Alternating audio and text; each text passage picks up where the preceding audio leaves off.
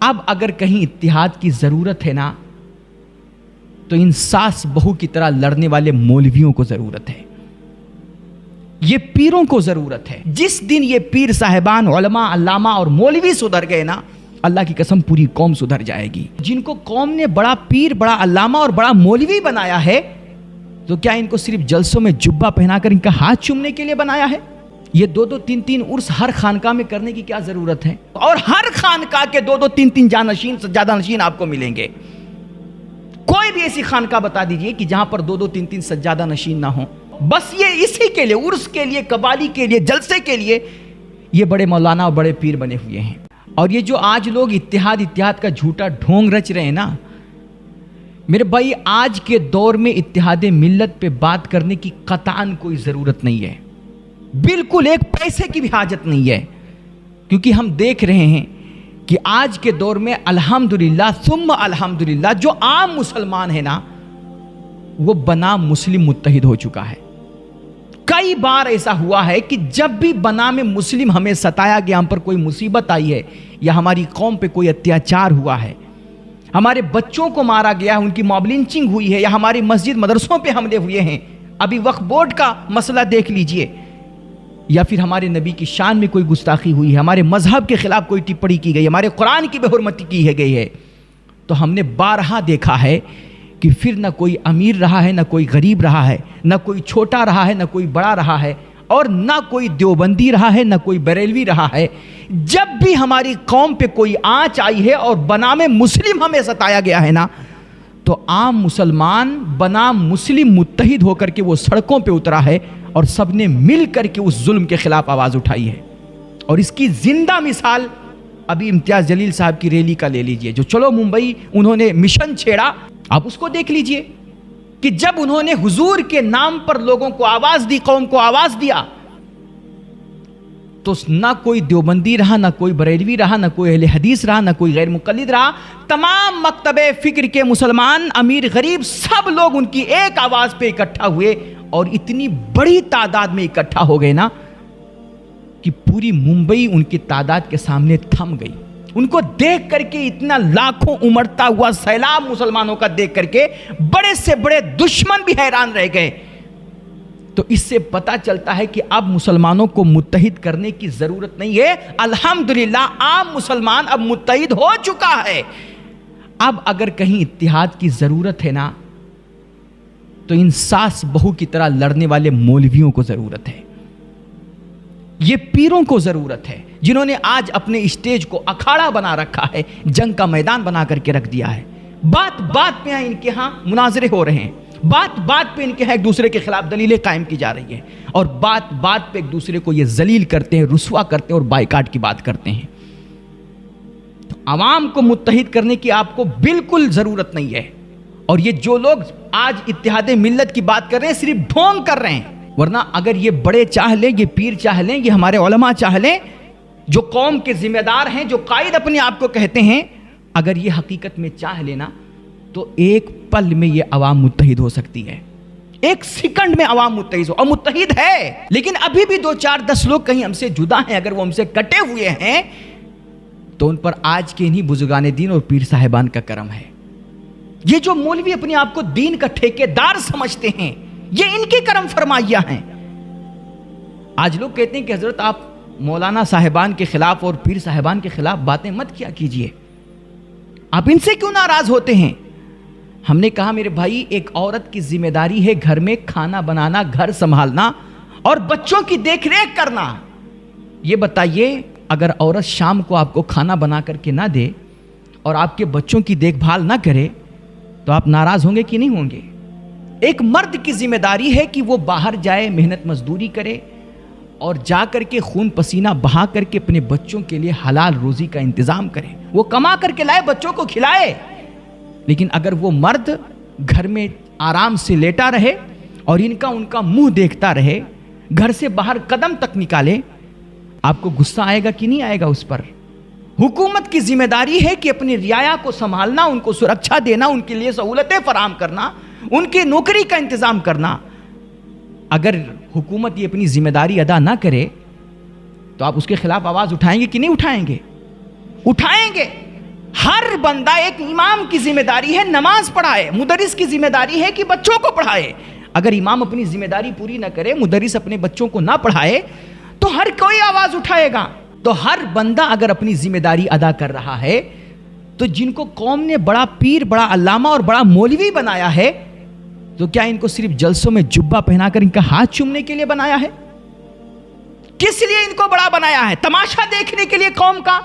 یہ قوم نے جو ان کو کروڑوں کی گاڑیاں دی ہیں خرید کر کے، یہ اس لیے کہ جب ہم پر کوئی مصیبت آئے گی، ہم پر کوئی اتیاچار ہوگا، ہمارے بچوں کو مارا جائے گا، موب لنچنگ کی جائے گی ہماری، یا ہماری مسجد مدرسوں پہ اور ہمارے مذہب پہ حملے ہوں گے، تو جس طرح ساری دنیا ہماری بے بسی کا تماشا دیکھے گی، تم لوگ بھی بیٹھ کر کے اپنے اپنے گھروں میں، اپنے اپنے بلوں میں گھس کر کے ہماری بے بسی کا تماشا دیکھنا۔ اس لیے ان کو قوم نے بڑا بنایا ہے۔ یہ لاکھوں لاکھ کے نذرانے قوم ان کو کیوں دیتی ہے؟ اور میرے بھائی، میں بڑی تلخ، مجھے پتا ہے کہ مجھے کتنی گالیاں ملیں گی، لیکن آپ دیکھ لیجئے پورے ہندوستان کی جتنی خانقاہ ہے، کوئی بھی خانقاہ ایسی نہیں ہے نا کہ جہاں پر سال میں 2-2 3-3 عرس نہ ہوتے ہوں۔ یہ 2-2 3-3 عرس ہر خانقاہ میں کرنے کی کیا ضرورت ہے؟ اور کوئی بھی رات خالی نہیں جاتی ہے کہ جب ہماری قوم میں کسی جگہ، کسی شہر میں، کسی علاقے میں، اور کوئی مطلب کسی گاؤں میں کوئی بڑا بھاری جلسہ نہ ہو۔ لاکھوں لاکھ روپے برباد ہوتے ہیں ایک ایک رات میں، اور یہ جو ہر خانقاہ میں 2-2 3-3 عرس ہوتے ہیں، یہ سب سے بہترین ذریعہ ہے قوم کو لوٹنے کا۔ یہ کیوں 2-2 3-3 عرس؟ اور ہر خانقاہ کے 2-2 3-3 جانشین، سجادہ نشین آپ کو ملیں گے۔ کوئی بھی ایسی خانقاہ بتا دیجئے کہ جہاں پر 2-2 3-3 سجادہ نشین نہ ہوں، اور جہاں 2-2 3-3 4-4 عرس نہ ہوتے ہوں۔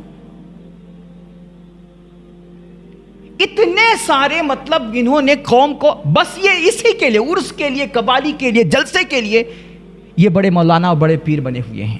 باقی جب قوم کی بات آتی ہے، جب ہم پر کوئی اتیاچار ہوتا ہے، کوئی مصیبت ہوتی ہے، ہمارے گھروں کو بلڈوز کیا جاتا ہے، بچوں کو جیلوں میں ٹوزا جاتا ہے، یا پھر اور کوئی ہم پر ہمارے خلاف انیائے ہوتا ہے، تب پھر یہ ایک بھی آپ کو کہیں نظر نہیں آئیں گے۔ بہت زیادہ ہوگا نا، تب جب اسلامی مہینے کا چاند طلوع ہوگا، تب پھر ان حضرات کے، ہمارے قائدین کے اور ہمارے علماء اور ہمارے خانقاہوں سے چاند کی خبر کا لیٹر پیڈ جاری کر دیا جائے گا کہ بھئی یہاں چاند نکل آیا ہے۔ اس کے علاوہ ان کے ہاں کچھ نہیں ہوتا ہے۔ ان کی یہ سمجھتے ہماری کوئی ذمہ داری ہی نہیں ہے۔ اور بہت زیادہ ہوگا جب بہت زیادہ ان کو ٹارچر کیا جائے گا اور ان کے خلاف تنقیدیں ہوں گی، تو کیا ہوگا؟ یہ کچھ کریں گے بہت زیادہ، تو بس کسی اخبار میں جب کوئی بڑا حادثہ ہو جائے گا تو یہ کیا کریں گے؟ مذمتی بیان جاری کر دیں گے کہ بھیا ہم اس کی کڑی نندا کرتے ہیں، یا جو یہ واقعہ، جو حادثہ ہوا، ہم اس کی مذمت کرتے ہیں۔ یا جب ہم پر کوئی، ہمارے خلاف کوئی قانون بن کر کے آئے گا، تو بس اتنا کہیں گے کہ ہم یہ قانون کبھی برداشت نہیں کریں گے۔ بس اتنا بیان دے کر کے اور پھر اپنے بلوں میں گھس جائیں گے۔ جبکہ ہر قانون انہوں نے برداشت کیا، ہر ظلم انہوں نے برداشت کیا، اور انہی لوگوں کے چکر میں آج پوری قوم بزدل ہوتی چلی گئی۔ لیکن الحمدللہ، میں پھر کہتا ہوں کہ اب قوم بیدار ہوئی ہے، اور ہماری عوام الحمدللہ عام مسلمان متحد ہوا ہے بنام مسلم۔ لیکن ان بدبختوں کو اور کچھ نام نہاد مولویوں کو اب ان کا یہ متحد ہونا، ایک پلیٹ فارم پر جمع ہونا، ان سے یہ دیکھا نہیں جا رہا ہے۔ اور یہی وجہ ہے کہ دیکھو میمون مدنی سے لوگ کیسے بات کر رہے ہیں اور کیسے بیانات دے رہے ہیں۔ تو میرے بھائی، میں سمجھتا ہوں کہ آج اب عوام کو سدھارنے کی ضرورت نہیں ہے، بلکہ ہم جیسے یہ مذہبی چولا پہنے والے مولویوں کو سدھارنے کی ضرورت ہے، علماء کو سدھارنے کی ضرورت ہے۔ جس دن یہ پیر صاحبان، علماء، علامہ اور مولوی سدھر گئے نا، اللہ کی قسم پوری قوم سدھر جائے گی۔ عجیب تماشا بنا رکھا ہے یار، جب بھی قوم کہیں ایک جگہ، ایک پلیٹ فارم پہ اکٹھا ہوتی ہے، تو یہ طرح طرح کے شوشے کہ لو وہ تو دیوبندی ہے، وہ تو بریلوی ہے، وہ تو یہ ہے، یہ تو وہ ہے، وہ بی ٹی میں پتہ نہیں کیا کیا کہاں سے باتیں لے کر کے آ جاتے ہیں۔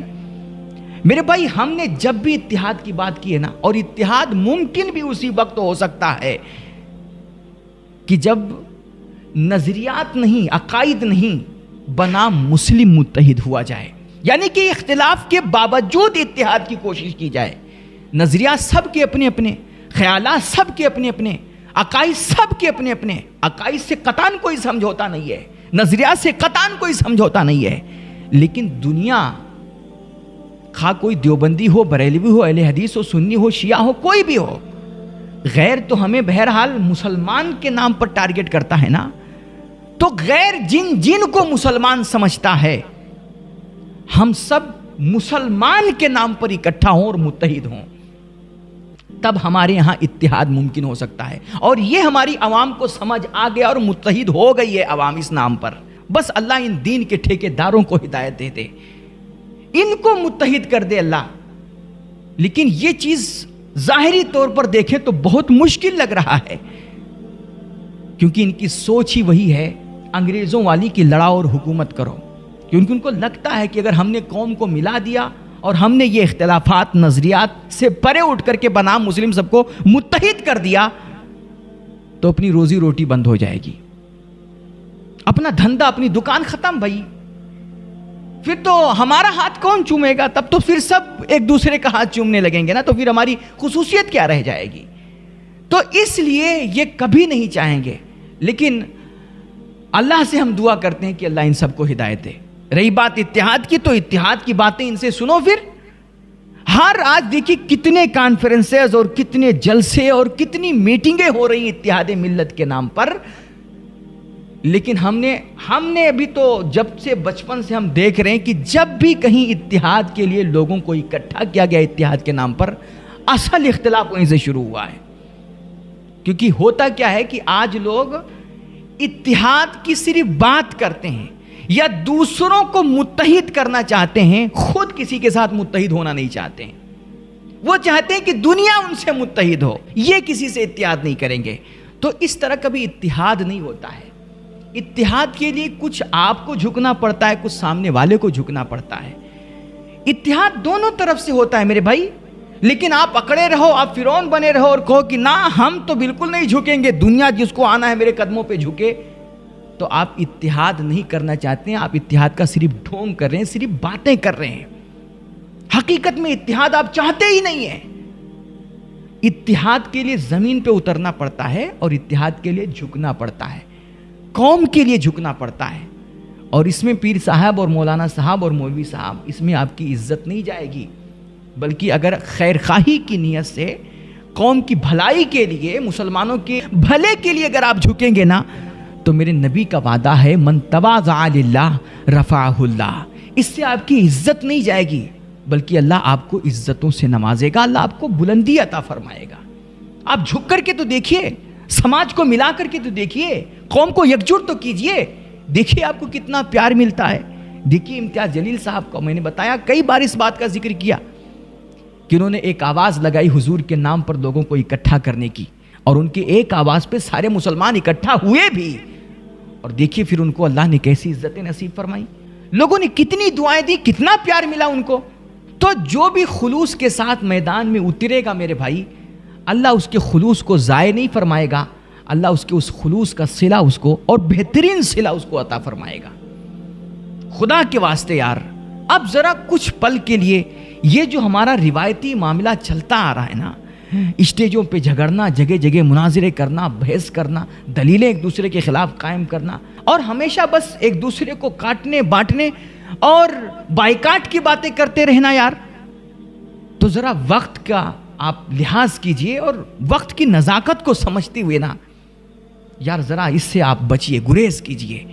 اور قوم جہاں متحد ہو رہی ہے، ایک پلیٹ فارم پہ جمع ہو رہی ہے، اس کو اگر آپ جمع نہیں کر سکتے تو کم سے کم اس کو روکیے بھی مت، آپ ایسی کوئی بات مت کیجئے، ایسا کوئی شوشہ مت چھوڑیے کہ یار ہماری قوم بکھر کر کے رہ جائے، اور جو چاہے اس کو جہاں آسانی کے ساتھ ٹارگٹ کر دے۔ خدا کے واسطے وقت کی نزاکت کو سمجھیے۔ اب بہت ضروری ہے کہ مسلمان یکجٹ ہو کر کے ایک آزاد اپنی قیادت چنیں اور اس کو مضبوط کریں۔ اللہ ہم سب کو صحیح سمجھ نصیب فرمائے۔